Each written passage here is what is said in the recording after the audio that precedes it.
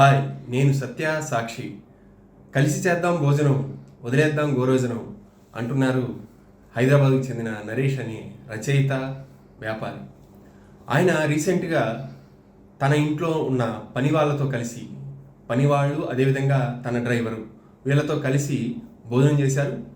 అది పెద్ద విశేషం కాదు అనిపించవచ్చు, కానీ ఆయన స్వయంగా తన డైనింగ్ టేబుల్ మీద వాళ్ళతో కూర్చొని భోజనం చేసి ఏదైతే ఆ ఫోటోని సోషల్ మీడియాలో షేర్ చేశారు. చాలా వేగంగా ఆ పోస్ట్ వైరల్ అయింది.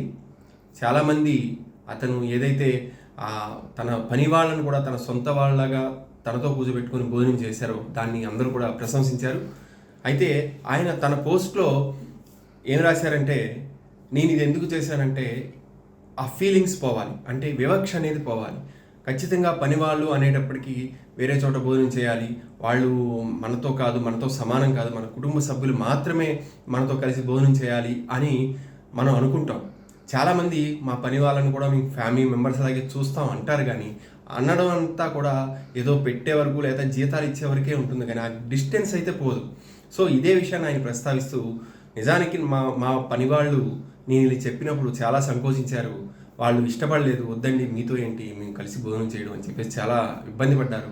సో ఇలాంటి ఫీలింగ్స్ పోవాలి, మేము కూడా అందరూ లాంటి వాళ్ళమే, అందరం ఒకటే అనే ఒక ఫీలింగ్ రావాలి, ఆ ఉద్దేశంతోనే నేను పనిచేశాను అని చెప్పి ఆయన పోస్ట్లో తన అనుభవాన్ని పంచుకుంటే అది చాలామంది అప్రిషియేషన్కి కారణమైంది. నేషనల్ లెవెల్లో, ఇంటర్నేషనల్ లెవెల్లో చాలామందిని స్పందించారు, ఇది చాలా కరెక్ట్ పని చేశారు మీరు అని చెప్పేసి అతన్ని అభినందించారు.